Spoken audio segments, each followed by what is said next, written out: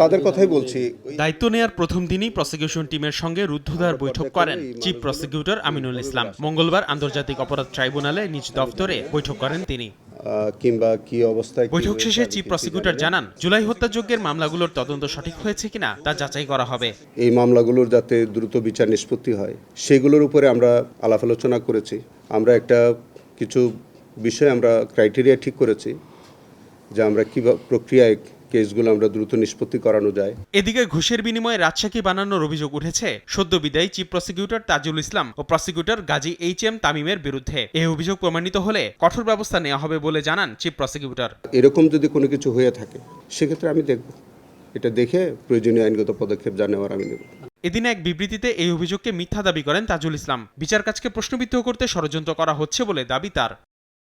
আসিফ মোহাম্মদ সিয়াম, সময় সংবাদ, ঢাকা।